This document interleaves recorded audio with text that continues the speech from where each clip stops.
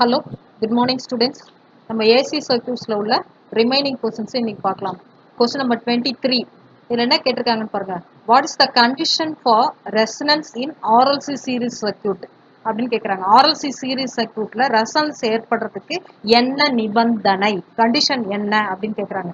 நல்லா நமக்கு தெரியும், ரெசனன்ஸ் அக்கர் ஆகணும்னா XL is equal to XC, inductive reactance எக்ஸ்எல்லும் கெப்பாசிட்டிவ் ரியாக்டன்ஸ் எக்ஸியும் சமமாக இருக்கும்போது மட்டுமே ரெசனன்ஸ் அக்கர் ஆகும் அப்படின்னு நம்ம படிச்சிருக்கோம். அதனால XL is equal to XC, அதுதான் கண்டிஷன். C option right. அடுத்தது 24வது question. What is the relation between line current and phase current in delta connector system? Delta சிஸ்டம்ல லைன் கரண்ட்டுக்கும் ஃபேஸ் கரண்ட்டுக்கும் என்ன ரிலேஷன் கேட்டிருக்காங்க. நல்லா தெரியும் நமக்கு, line current is equal to √3 times phase current. பக்கத்துல ஒரு ஃபார்முலா கொடுத்துருக்கோம் பாருங்க, டெல்டாக்கு ஸ்டாருக்கு. நான் மனப்பாடம் பண்ணிக்க சொன்னேன்ல. அப்ப line current is equal to √3 times phase current in delta அப்படின்னு படிச்சிருக்கோம். அதனால IL is equal to √3 I phase. C option தான் ரைட்டு. அடுத்து 25வது கொஸ்டின். இதுல என்ன கேட்டிருக்காங்கன்னா, what is the purpose of phase sequence meter? Phase sequence meter வந்து எதுக்காக பயன்படுத்தப்படுறாங்க அப்படின்னு கேக்குறாங்க. இப்போ 3 ஃபேஸ் சர்க்யூட்ல 3 ஃபேஸ் லைன் இருக்கும். R phase, Y phase, B phase. R, Y, B 3 face இருக்குல்ல. இது மூணுக்கும் வந்து அந்த ஃபேஸ் டிஃபரன்ஸ் வந்து ஒவ்வொன்றுத்துக்கு இடைப்பட்ட டிகிரி வந்து 120 டிகிரி இருக்கணும், அந்த கோண இடைவெளி. அதே மாதிரி அதே சீக்வன்ஸ்ல தான் அது ரன் ஆயிட்டு இருக்கணும். சப்போஸ் அது டிஃபர் ஆகி ஆர் ஃபேஸ்க்கு அடுத்தது ஒய் ஃபேஸ் வராம பி வந்துட்டு அதுக்கப்புறமா ஒய், அந்த மாதிரி மாறி அந்த வரிசை இருக்குது இல்ல, ஆர் ஒய் பி, அந்த வரிசை வந்து மாறி வரக்கூடாது. அது வராம இருக்கணும் அப்படின்றத செக் பண்றதுக்காக என்ன செய்வாங்கன்னா, இந்த ஃபேஸ் சீக்வன்ஸ் மீட்டர் யூஸ் பண்ணி அப்பப்ப செக் பண்ணிட்டே இருப்பாங்க. சப்போஸ் அது ஏதாவது மாறுச்சுன்னா ஏதாவது 2 ஃபேஸ் என்ன செய்வாங்க, மாத்தி இன்டர்சேஞ்ச் பண்ணி கனெக்ட் பண்ணுவாங்க. அப்போ கரெக்டா அது ஒரே சீரீஸ்ல வரும். அந்த ஃபேஸ் சீக்வன்ஸை மெஷர் பண்றதுக்கு இந்த ஃபேஸ் சீக்வன்ஸ் மீட்டர் வந்து பயன்படும். To ensure the correct phase sequence of the 3 phase system, the phase sequence meter is used. அந்த ஃபேஸ் சீக்வன்ஸ் மீட்டரோட பயன்பாடு எதுக்காக? ஃபேஸ் சீக்வன்ஸ் கரெக்டா இருக்கான்னு நமக்கு செக் பண்ணி சொல்றதுக்காக. அது பாத்தீங்கன்னா 3 லைட் மாதிரி இருக்கும் அந்த ஃபேஸ் சீக்வன்ஸ் மீட்டர்ல. UVWன்னு போட்டிருக்கும். அதுல அம்புக்குறி போட்டு அது வந்து அந்த லைட் வந்து பிளிங்க் ஆயிட்டே இருக்கும். அது வந்து யூ லைட் எரிஞ்சிட்டு அடுத்து வி எரிஞ்சிட்டு அடுத்து W எரியணும். சப்போஸ் யூ எரிஞ்சிட்டு வி எரியாம W எரிஞ்சதுன்னா சரியான ஃபேஸ் சீக்வன்ஸ் இல்லை அப்படின்றத நம்ம புரிஞ்சுப்போம். அப்ப டி ஆப்ஷன் தான் அது ரைட்டு. அடுத்து 26வது question.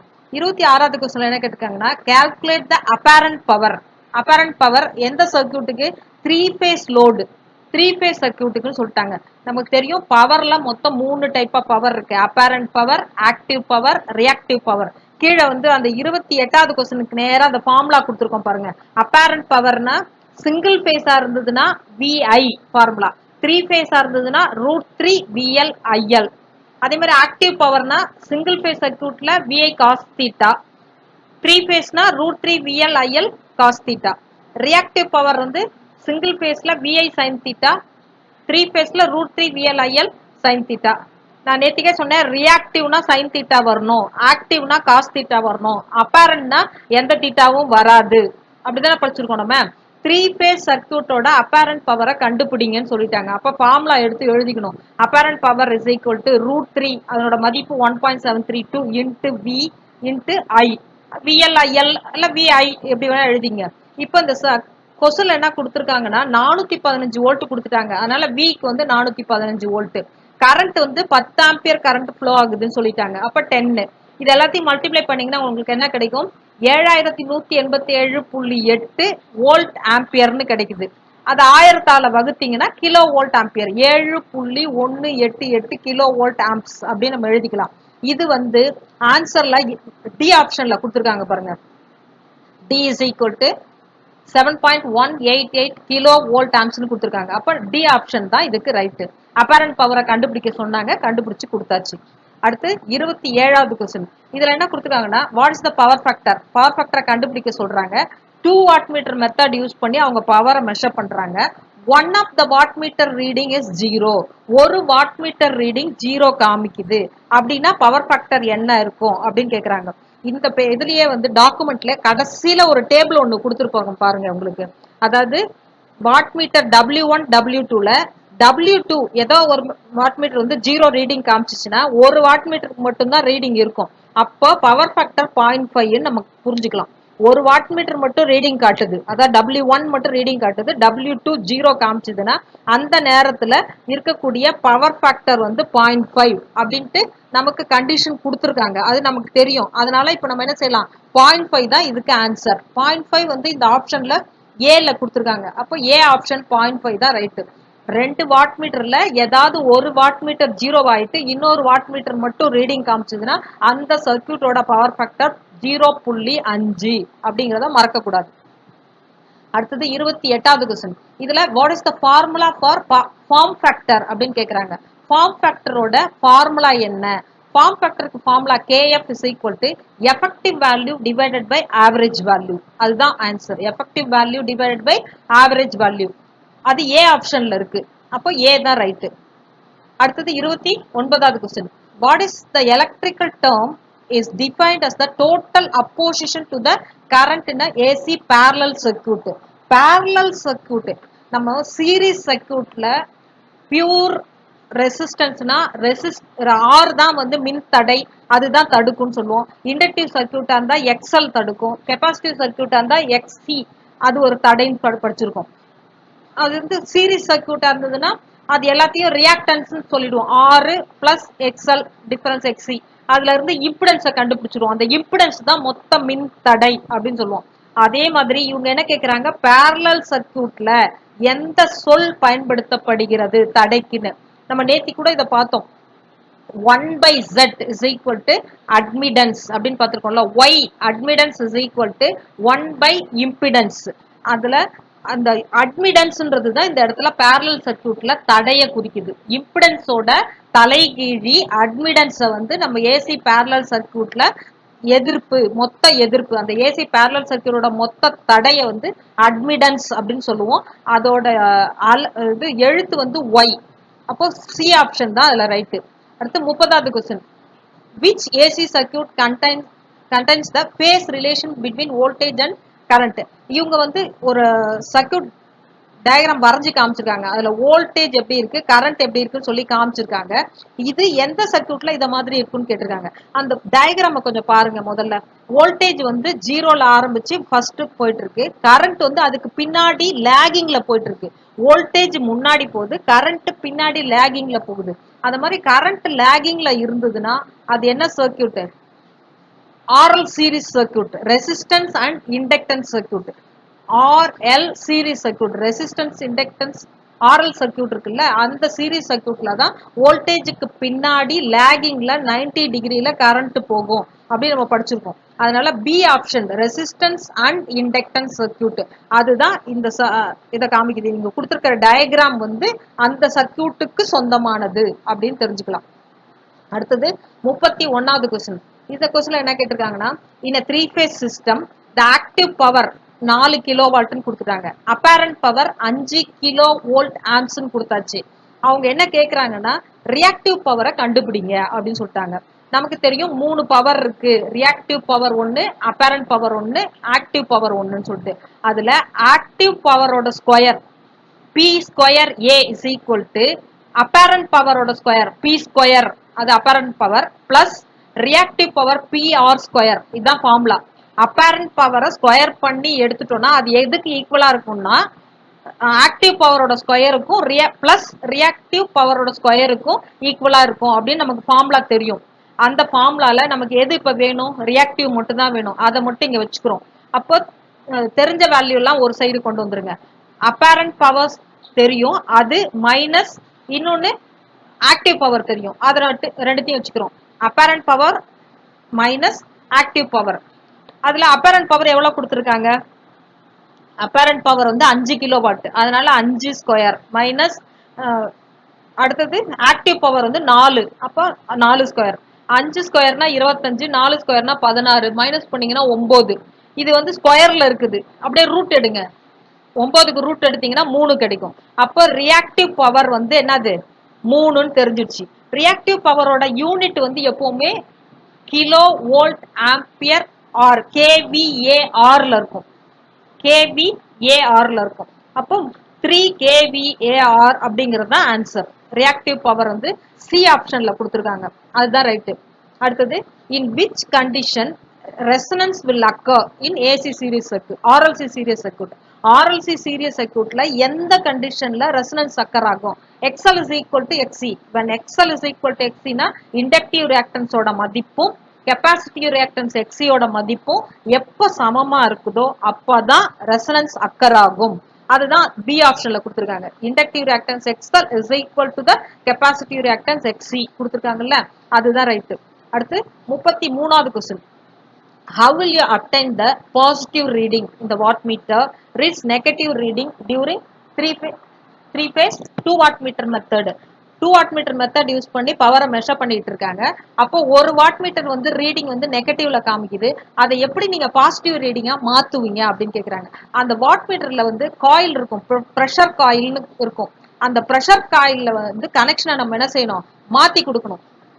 வாட்மீட்டர்ல pressure coil fixed coil 2 coil reading இருக்கும், அது ரெண்டுத்தையும் இன்டர்சேஞ்ச் பண்ணி கொடுக்கணும் by reversing the connection of the pressure coil in the meter. அது மாதிரி மாத்தி கொடுத்தீங்கன்னா நெகட்டிவ் ரீடிங் காமிச்சது இப்ப திரும்ப என்னாகும், பாசிட்டிவ் ரீடிங்கா மாறிடும். அப்போ ஆப்ஷன் சி ரைட்டு. அடுத்து 34வது question. What is the form factor அப்படின்னு கேக்குறாங்க. ஃபார்ம் ஃபேக்டர்னா என்ன அப்படின்னு கேக்குறாங்க. ஃபார்ம் ஃபேக்டர்னா 1.11. Form factor is equal to RMS value divided by RMS value, இன்னொரு வேல்யூ என்னது,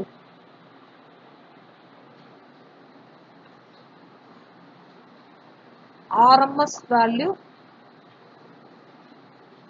சரி, நீங்க நான் அதை பார்த்து சொல்றேன். இப்ப வந்து 4 ஆப்ஷன் அவங்க வந்து பாயிண்ட்ல கொடுத்த வேல்யூல 1.11ங்கிறது ஃபார்ம் ஃபேக்டர். அடுத்தது 35வது question. What is the reciprocal of inductance in AC parallel circuit?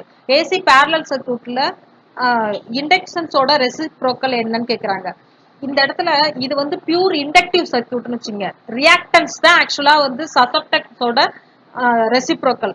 இந்த ரியாக்டன்ஸ் வந்து பியூர் இண்டக்டிவ் சர்க்யூட்டா இருந்ததுன்னா reactance is equal to inductance நம்ம எடுத்துக்கணும். அதுதான் அவங்க எடுத்துக்கிட்டாங்க. ரெசிப்ரோக்கல் ஆஃப் இண்டக்டன்ஸ் அப்படின்னா எக்ஸல் இருக்குல்ல, அது அதோட தலைகீழி என்ன வரும் அப்படின்னு கேட்டா சசப்டன்ஸ் ஆன்சர்.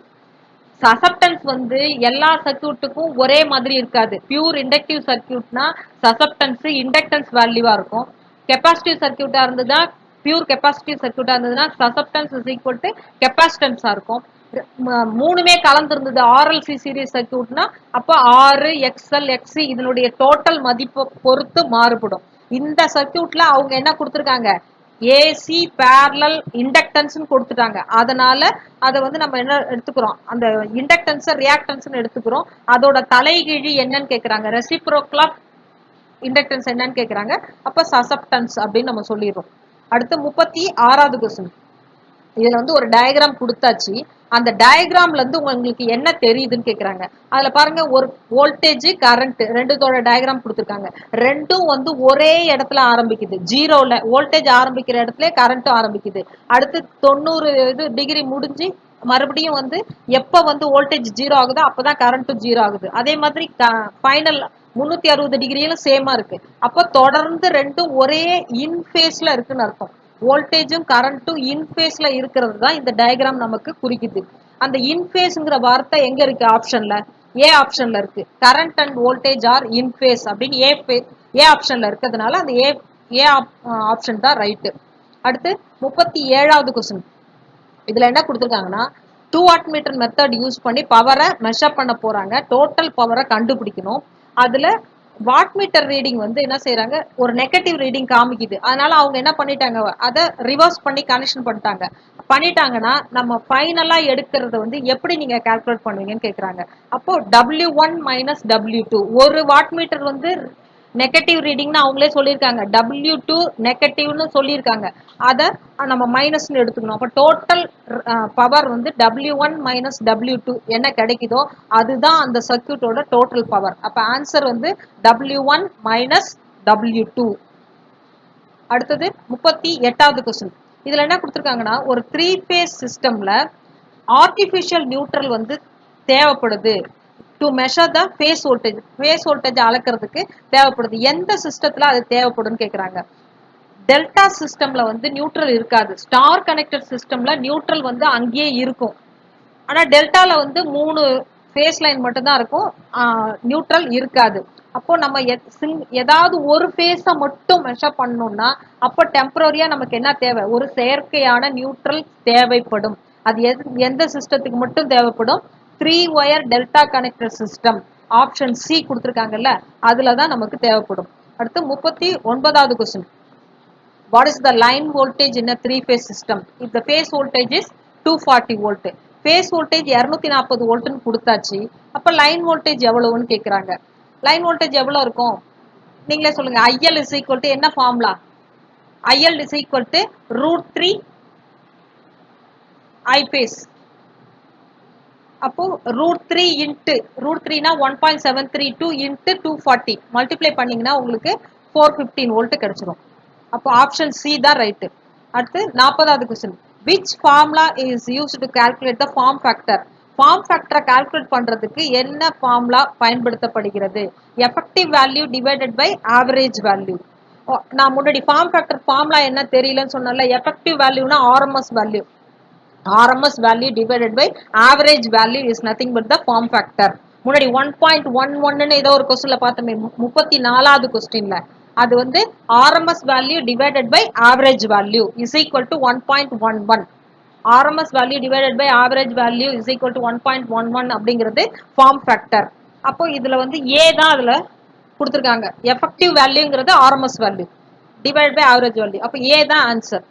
அடுத்து 41வது கொஸ்டின். 41வது கொஸ்டின்ல ஒரு ஆர்எல்சி சீரிஸ் சர்க்யூட் கொடுத்தாச்சு. அதனுடைய இம்பிடன்ஸை கால்குலேட் பண்ண சொல்லியிருக்காங்க. அப்போ எந்த ஃபார்முலா, அவங்களே 4 ஃபார்முலா கொடுத்துருக்காங்கல்ல, அது எது சூட் ஆகும் அப்படின்னு கேட்குறாங்க. இதுல வந்து 4வது ஆப்ஷன் பாருங்க. Z is equal to square root of R square plus XL difference XC whole square. இதுல வந்து RLC சீரிஸ் சர்க்யூட்ல XL அதிகமாகவும் இருக்கலாம், XC அதிகமாகவும் இருக்கலாம். எது இருக்குன்னு சொல்ல முடியாது. அதனால XL டிஃபரன்ஸ் தோராயமா, டிஃபரன்ஸ்னா எப்படி குறியீடு போட்டிருக்காங்கன்னு பாருங்க. ஏசி சிம்பிள் மாதிரி போட்டு ஒரு லைனும் கீழே கொடுத்துருக்காங்க. XL டிஃபரன்ஸ் XC ஹோல் ஸ்கொயர்னா எதனுடைய மதிப்பு அதிகமா இருக்கோ அதுல இருந்து மத்ததை கழிச்சுக்கணும். சப்போஸ் XC வேல்யூ அதிகமா இருந்ததுன்னா XC ல இருந்து XL கழிக்கணும். சப்போஸ் XL வேல்யூ அதிகமா இருந்ததுன்னா XL மைனஸ் XC அப்படின்னு நம்ம எடுத்துக்கணும். அதுல வந்து டிஃபரன்ஸ் மைனஸ் பண்ணதுக்கு அப்புறம் ஸ்கொயர் பண்ண வேல்யூ பிளஸ் ஆர் ஸ்கொயருக்கு ரூட் எடுத்தோம்னா நமக்கு இம்பிடன்ஸ் கிடைக்கும். 41க்கு ஆன்சர் டி. அடுத்து 42வது கொஸ்டின். இதுல என்ன கொடுத்துருக்காங்கன்னா, what is the power factor if 1 watt meter gives negative? ஒரு வாட் மீட்டர் வந்து நெகட்டிவ் ரீடிங் காமிக்குது அப்பனா பவர் ஃபேக்டரோட மதிப்பு என்னவா இருக்கும் அப்படின்னு கேக்குறாங்க. இங்க வந்து நமக்கு தெரியும், ஒரு வாட் மீட்டர் ரீடிங் வந்து நம்ம கீழே ஒரு டேபிள் ஒன்று கொடுத்துருக்கோமே, அது பாருங்க. W1 மீட்டர் வந்து பாசிட்டிவ் ரீடிங், W2 வந்து நெகட்டிவ் ரீடிங் காமிச்சு டோட்டல் பவர் வந்து பாசிட்டிவா இருந்ததுன்னா, டோட்டல் பவர் பாசிட்டிவா இருந்ததுன்னா அந்த சர்க்யூட்டோட பவர் ஃபேக்டர் வந்து எப்படி இருக்கும், 0.5க்கு கீழே இருக்கும், லெஸ் தென் 0.5 இருக்கும் அப்படின்னு நமக்கு கண்டிஷன் தெரியும். எப்போ இருக்கும், ஒரு வாட் மீட்டர் வந்து நெகட்டிவ் ரீடிங் காமிக்கணும், டோட்டல் பவர் வந்து பாசிட்டிவா இருக்கணும். அப்படி இருந்துச்சுன்னா பவர் ஃபேக்டர் வந்து 0.5 விட கம்மியா இருக்கும், லெஸ் தென் 0.5 அப்படிங்கிறது தான் ரைட்டு. அந்த அந்த டேபிள் கண்டிஷன் டேபிள் அதை நல்லா மனப்பாடம் பண்ணி வச்சுட்டீங்கன்னா இந்த கொஸ்டினுக்கு ஆன்சர் பண்ண முடியும். அப்ப டி ஆப்ஷன் லெஸ் தென் 0.5 அப்படிங்கிறது தான் ஆன்சர். அடுத்து 43வது question. What is the phase displacement between phases in a 3-phase circuit? நேத்தி கொஸ்டின்ல கூட நம்ம பார்த்தோம். சிங்கிள் ஃபேஸ் சர்க்யூட்ல ஃபேஸ் டிஸ்பிளேஸ்மெண்ட் கேட்டா 90 டிகிரி, 3-phase சர்க்யூட்ல ஃபேஸ் டிஸ்பிளேஸ்மெண்ட் கேட்டா 120 டிகிரி. இந்த இடத்துல 3-phase சர்க்யூட் ஃபேஸ் டிஸ்பிளேஸ்மெண்ட் கேக்குறாங்க. அப்ப ஆன்சர் என்ன, 120 டிகிரி. பி ஆப்ஷன் தான் ரைட். அடுத்து 44வது question. which condition is called as a resonance RLC circuit? RLC சர்க்யூட்ல ரெசனன்ஸ் அப்படின்னு சொல்றாங்கல்ல, அது என்ன கண்டிஷன் அப்படின்னு கேக்குறாங்க. XL XC எப்போ சமமா இருக்கோ அப்பதான் ரெசனன்ஸே அக்கர் ஆகும். அப்ப கண்டிஷன் என்னது, XL is equal to XC. எக்ஸல்றது கெப்பாசிட்டி, எக்ஸல்றது இண்டக்டிவ் ரியாக்டன்ஸ், எக்ஸிங்கிறது கெப்பாசிட்டிவ் ரியாக்டன்ஸ். அது ரெண்டும் சமமா இருக்கும்போது தான் ரெசனன்ஸே நடக்கும். அப்போ C option XL is equal to XC தான் கண்டிஷன், ரெசனன்ஸ் கண்டிஷன் அதான். அடுத்து 45வது question, which quantity is rotating at a constant angular velocity? ஒரு குறிப்பிட்ட கோண வேகத்துல சொல்லக்கூடியது எது அப்படின்னு கேக்குறாங்க. அது வந்து ஃபேஸார் குவான்டிட்டி. இந்த கீழே ஒரு படம் கொடுத்துருக்காங்க பாருங்க. இந்த சைன் வேவ் ஃபார்ம் வந்து எப்படி ஜெனரேட் ஆகுதுன்னா, அந்த பாயிண்ட்லாம் பார்த்து எடுத்து அது பார்த்தீங்கன்னா அது ஒரு சர்க்குலர் மொமெண்டம் அப்படின்னு சொல்லுவோம்ல, ஒரு பர்டிகுலர் கோண இடைவெளியில அது ரொட்டேட் ஆகுறதா ஒவ்வொரு இன்ஸ்டன்டேனியஸ் வேல்யூ எடுத்தீங்கன்னாக்கா அது பார்த்தீங்கன்னா ஒரு சர்க்குலர் மூமெண்ட்ல தான் ரொட்டேட் ஆகுற மாதிரி வருது. அப்ப ஃபேஸார் குவான்டிட்டி அதுதான் ரைட்டு. அந்த 4 ஆப்ஷன் கொடுத்துருக்காங்கல்ல, அது ஆங்குலர் வெலாசிட்டி அப்படிங்கிறது கோண வேகம் அப்படிங்கிறது என்ன குவான்டிட்டி, ஒரு ஃபேஸார் குவான்டிட்டி அப்படின்றத தெரிஞ்சுக்கலாம். இதோட ஏசி சர்க்கியூட்டோட கொஸ்டின்ஸ் கம்ப்ளீட் ஆயிடுச்சு. இதுக்கப்புறம் அடுத்தது வந்து செமஸ்டர் 2 கொஸ்டின் தான் நம்ம பார்க்கணும். செமஸ்டர் 1 வந்து இதோட கம்ப்ளீட் ஆயிடுச்சு. ஓகே, பாய்.